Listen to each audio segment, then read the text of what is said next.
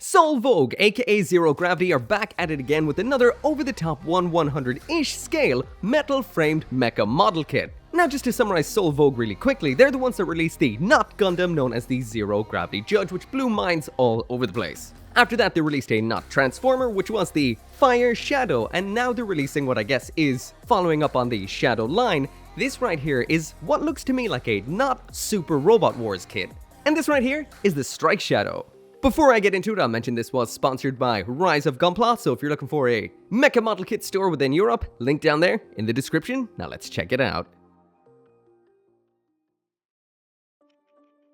So when it comes to something that's a little bit on the lesser known side like Soul Vogue, I want to start off a little bit with what is it? So this is a Chinese manufactured mecha model kit. It's in and around the 1/100 scale like Bandai's Master Grade, but this has a full pre-assembled inner frame, kind of like Bandai's high-resolution kits, except unlike Bandai's high-resolution kits, this is predominantly made out of metal, and we would have seen this with the Zero Gravity Judge that they made, as well as the Fire Shadow Transformers kit we took a look at last time. Now sometimes when it comes to some Chinese kits, they can be a little bit difficult to put together and do need a lot of model kit expertise when it comes to drilling and gluing, etc., but that is not the case with Soul Vogue. This is a kit right here that just goes together perfectly. There's no fitting issues whatsoever, nothing is necessarily out of whack in the instructions, they're very easy to follow. I will mention there are some tiny little pieces in this kit, especially clear parts, and some of the parts are painted on the runner, so when you do snip them out, you may end up with a knob that you will have to paint over, but I've only seen one of these so far in this entire build. And when you finally do get the Strike Shadow put together, this is what you get inside the box. A whole ridiculous amount of stuff, from the robot to a full base, a transforming backpack, and a whole plethora of weapons and options. Now as usual, let's start off taking a look at the robot itself.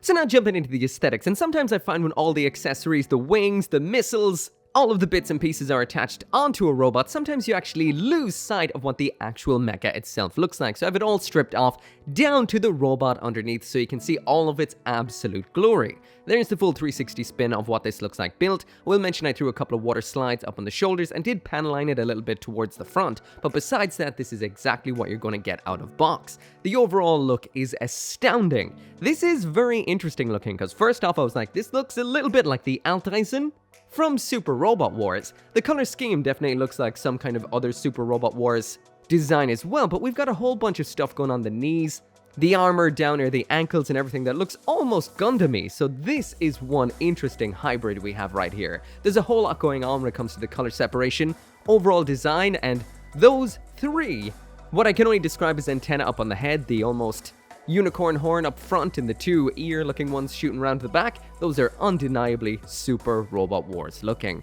This looks so good. Let's take a look at some of the details. Actually first, before I forget, size comparison time.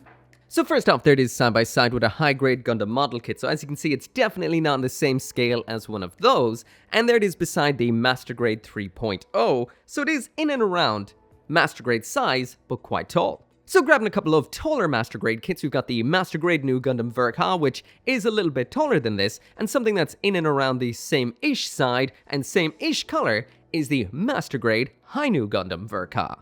And finally there it is side by side with the model kit that put Zero Gravity or Soul Vogue onto the map, which is the Zero Gravity Judge, so once again, in and around the same size. So now jumping in a little bit closer to check out some of the details on this kit, and this kit definitely is detailed. So on the head there, these are not stickers on the eyes and the head camera, these actually come painted on the runner, and the same goes for the red sections that you'd be seeing up there on the shoulder. This is definitely somewhat of a low-tech approach, but it totally works really well. They just sprayed red onto the runner. When you snip them out, as you can see, you don't actually get any kind of nubs or anything. Where they're snipped out is inside underneath what we're seeing right here, so that means they're hidden very, very well. Now, we also have some nice parts sprayed in a shining silver here as well. These are on the weapons, but we have some painted parts on the actual kit too. Underneath the legs, when you actually move them, there is a moving gimmick in the upper thighs, and in there we do have some nice gunmetal parts too. This is paint and done extremely well. Now, just in case I forget to mention this later on, we do have one little issue that I did notice from the fact that these parts are painted on the runners.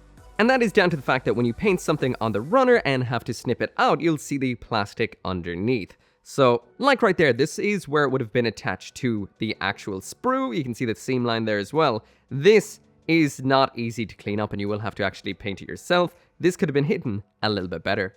So Soul Vogue definitely weren't shy when it came to the green parts in this kit, or should I say the clear green parts. We've got them all over the place, like in the chest there, up in these segments, looking fantastic right here, really shining through. Got a couple on the ears up here, on the sides of the head, and some looking really nice here on the back of the head too. Actually, if you just tilt them back, there's some in the chest as well. They're all over the place, looking good. Just like you're seeing right here, we do have 2 shades of white on this kit, as in a pure white as well as a light gray. This is all over the place, like you can see right here on the bicep section. We've got some up on the shoulder, all over the legs, everywhere. This really does break up the monotony of the white and looks super, super premium. All the rest of the colors you're seeing here are exactly as you're seeing them. That is an absolutely beautiful purple. The yellow looks spectacular. The darker color here is a nice navy blue, and it all looks really good. As you'd expect with this kind of kit, we do have the undeniable glint of actual die-cast metal going on inside of it. So a lot of this frame, especially all the business aspects of it, is made out of a die-cast metal. There's a hard, rough and tough ABS in there too to keep it good and strong, and it all gels together into one absolutely beautiful looking bot. So when it does come to the rough aspects of a model kit, as in the nubs, seams, and molds, this kit doesn't really have much. When it comes to the nub marks, you'll see some here and there. I will mention, I snipped this off with 1 snip only, but the vast majority of this kit is undergated, so all of those nasty nips are underneath the surface where you can't see them. Molds and seams are here and there, like the ones I showed you inside of that weapon on the arm. For the most part though, they've designed this so nicely that they're all hidden away, and the way parts build on top of each other just works in a very intelligent system, so you're not going to see much in the lines of seams or molds. Even though you will see them while building it, they get covered up. Finally then, we do have some included decals, which are these ones right here. These are, for the most part, very standard looking decals, as in caution markings, the usual white markings for using on the dark colors, darker markings for, well, using on the light colors, and some with little red circles. The usual routine. The ones that I did actually apply onto this are the ones up on the shoulder, which almost have an almost mecha tribal or geometric tribal kind of design to them. As for the actual quality of the water slides themselves, these are quite good actually. They take a little while to actually dissolve in the water, but they pop on, adhere super quickly, and I've had absolutely no issues with them so far, and I haven't even top coated this kit, but we'll see how it turns out at the end of the review. But otherwise, so far, so good. So moving on to the accessories and winding back to the beginning of the review where I showed the full spread of everything that comes in here, and this is a kit that comes with so much, so let's check it out. First up in here, we've got a full action-based style stand. This is exactly the same as what we saw with the Fire Shadow. This is heavy duty, feels good, has a bunch of locking mechanisms to change the angle, change the length, and to change the angle up at the top. Everything is super smooth, feels like it will last a long time, unlike what we would have seen with the Zero Gravity Judge. This also has a super handy little drawer in the front for holding onto some of the smaller accessories, for example like the alternate hands, which is always cool to keep them, well, on hand.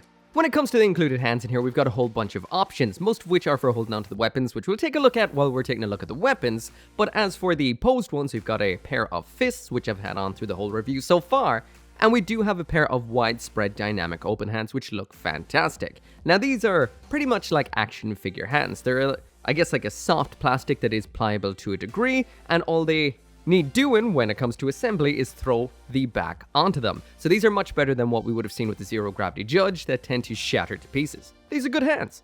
So now moving into the melee weapons, and first off we've got a pair of beam sabers in here. So these are your typical looking Gundam style beam sabers, especially when you're thinking Gundam Seed Destiny. This is the handle right here. We've got a green beam effect in here, which pops in just like so, nice and awesome. And these just slot into some holding hands, and you have a choice of right angle holding hands like what we're seeing right here, or some extended holding hands we'll take a look at with the next set of melee weapons. Otherwise, this is pretty much your standard beam saber, besides that one Seed Destiny aspect. So yeah, in proper Gundam Seed or Gundam Seed Destiny fashion, you can actually attach 2 of these beam sabers back to back like this for a double-ended beam saber just like so. Once again, holds on perfect and looks good. So from a pair of beam sabers to a pair of absolute massive swords, what we've gotten here is exactly that, a pair of massive swords. These are extremely detailed, they look really good. I will mention the silver parts on these are painted on the runners, so we do have a couple of nub marks on here you might want to paint over in which to hide them. Attaching them into the hands is exactly the same as the beam sabers. I'm using the extended wrists this time so you can see what those look like when holding onto weapons. These are better for action and slashing poses as opposed to the ones we just looked at.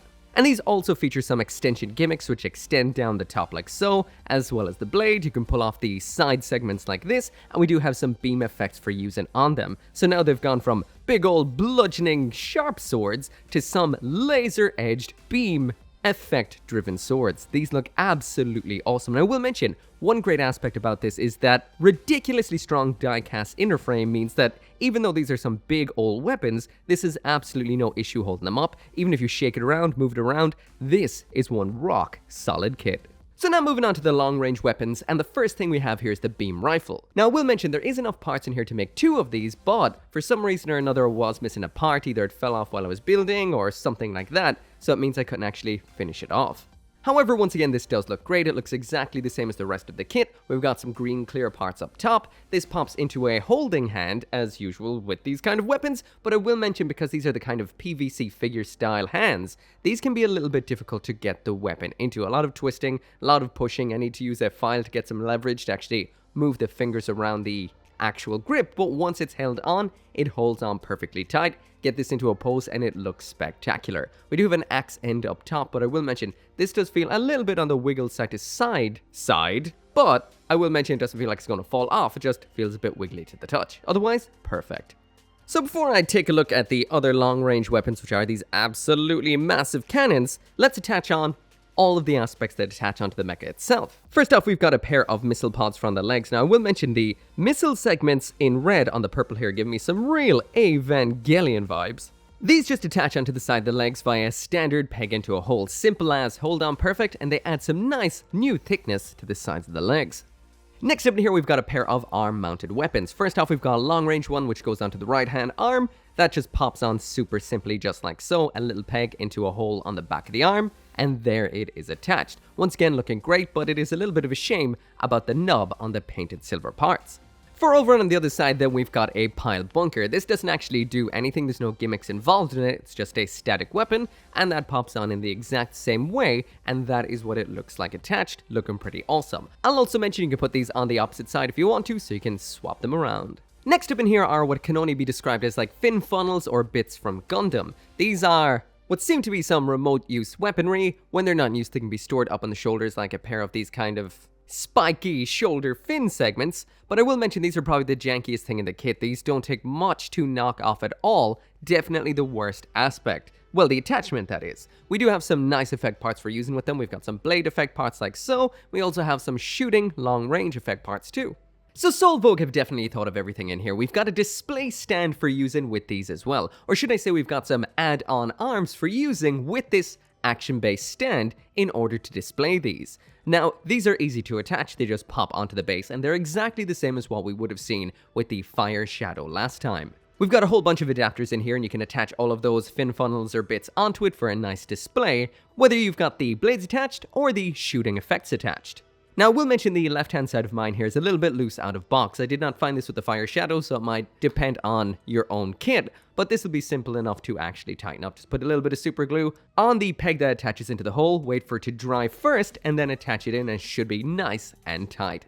You can display these either out around the mecha like this, or behind it in this cool kind of almost circular halo kind of effect. This is a very nice addition. I will also mention you are able to attach these all back together and onto the shoulders with the effect parts attached for some bladed, shoulder, feathery looking effect parts. So next up in here we've got the backpack. This is it right here in its flight mode, so it can fly around, I guess, on its own, independent to the actual mecha. This has the same level of detail we would have seen on the actual robot itself, which means it is absolutely phenomenal looking. First off, this can be displayed on its own just by changing the adapters on the stand and popping it on like this. It looks absolutely spectacular. The colors look great. We've got a cockpit in it, so I assume this is piloted by a second pilot. Once again, that is in clear green, and this just looks absolutely phenomenal. Now, I will mention, the one fitting issue I did have on this kit was on these segments right here. That's it. They just would not push entirely together. It hasn't affected anything on the kit, besides that big old gap. But besides that, everything was fine. So on the back of this fighter/backpack, we do have two mounting points in a very Gundam Destiny kind of way. So basically, you can attach either the big cannons or the big swords into these. The default loadout according to the manual is one sword and one massive rifle, but we do have both of these duplicated, or should I say, 2 cannons, 2 swords. And these can be stored in fighter mode or in backpack mode. Attaching this as a backpack can be done in 2 ways. You can attach it flat to the back or out striker pack style. So first off, we're going to go with the striker pack style, and in order to do that, we do need to fold up this little cockpit segment of the fighter out of the way. We do need an adapter which attaches into the back of the mecha. Now I will mention, when you do attach this on, there is no space for those big fin funnels up on the shoulder or for the weapons mounted onto it. They kind of all get in the way in this format. So I just went with just the mecha with the backpack on in this mode, and this looks absolutely incredible. This looks like it can blast through the air super quickly on this. But like I mentioned, there is 2 modes to it. To convert to the other mode, you just have to take it off like this. Nice. There's a whole bunch of moving parts in here. You can press in all of the thrusters like so, bring in the wings. I will mention there is some other articulation on here, like the fins round back in this little segment here, which can move up and down. We also do have a spin to the wings. Now, we do not have a kind of flappy action on these. It's just a little bit of a spin, which does limit the expressive poses a little bit. Now, attaching this flat to the back does not require an adapter, it just attaches on just like so, and this changes the feeling entirely compared to what we just saw. Something that looked like it was going to go really fast in a frontwards direction now just looks like it has a lot of mass and power. This does look awesome. While it is in this mode, you can attach everything back on, so I attached on the fins up on the shoulders and I attached the weapons onto the back, and instead of attaching the sword and the cannon like I did last time, I just went with 2 cannons. So once again, just like Destiny Gundam, you're actually able to bring the cannons round front into a firing position from the backpack. Now this is not seamless. You actually have to disconnect them from the back. These do have an opening, almost psycho frame kind of gimmick to them. You're able to open up loads of parts of it, see into the shiny painted silver gloriousness inside. But yeah, in order to get them around from the back, you actually need to add in some arms. The arms attach into the backpack just like so, then into the sides of the weapons. Then you just line it all up after popping the backpack back on to get this look. So once again, it is Destiny styled, but it doesn't swing around from the back like the Destiny. Also, you're able to do it with 2 cannons if you want to, because 2 are included. So when it comes to the articulation on this kit, I'm not going to go through every single little aspect like I usually do because it will take way too long and it really won't give you much of an idea of what this can pull off, so I'm going to do it a little bit differently. First off, there is the usual pose I tend to pop these kits into to test the overall articulation, and this kit is absolutely fantastic. Now, we'll mention, there is the case of sometimes some parts will pop off when you're posing it, like what you're seeing right here. I'll talk about that in a second, but for the most part, this will pull off pretty much any pose that you want. It's fluid and feels great. Now, as for those parts that tend to pop off every now and then, I will do an extra couple of poses in the background there. These just aren't the kind of parts that just flop off or fall off. They more so work their way off over time as you're posing it. So basically, you just have to hold it in the right way or tighten up the parts every now and then after posing it. But if you consider this compared to Bandai's similar offering, which is high resolution, this is a whole lot better. The smooth, heavy metal inner frame definitely doesn't lose anything whatsoever while you're moving it around. The only parts that pop off occasionally are parts of the armor, and not nearly as bad as what you'd see on Bandai's high-res kits.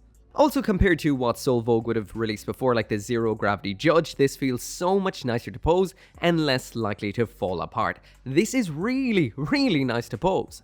There's a lot of nice aspects here, like the sliding mechanism on the leg when you bend the knee. That's pretty cool with the shiny painted part inside of it. And we also have some nice armor segments around up in the upper arm, or should I say up on the shoulder, that can actually move and spread out to give it a little bit extra when you're posing it. And this doesn't even have the backpack on. So without a single doubt, you'll be able to pull off some absolutely killer poses. This has a nice metal internal frame, which makes it very bottom heavy. It's got a good center of gravity and doesn't tend to fall over. All in all, this is an absolute joy to pose, but occasionally some parts will fall off, but not such a big deal. Glue them, they'll never fall off again.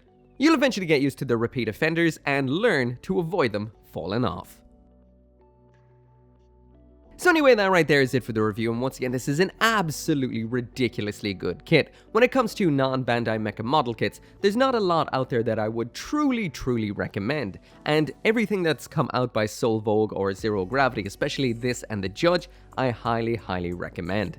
You don't need any additional builder skills to put this together besides the usual snip and snap, and this thing looks incredible out of box. Now, sometimes there are a couple of little bits that'll fall off here and there. This is definitely a brand that does have a little bit of engineering kinks to iron out a little bit, but besides that, absolutely and utterly fantastic, and I highly recommend it. Anyway, as always, thank you so much for watching. Thanks to Rise of Gunpla for sending this on to me, so if you want one of your own, link in the description.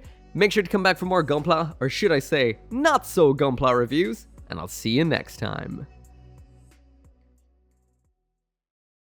As always, this video and every video would not be possible without each and every one of you guys who watches my videos. And special thanks to those of you who are supporting me over on Patreon and on the channel members, including Caleb Engelhart, Global Frequency Studios, Go Little Rockstar, Gunpla UK Limited, Joe, Kill Me Inc., Lawrence Seahack, RG59061, and Van Fawn.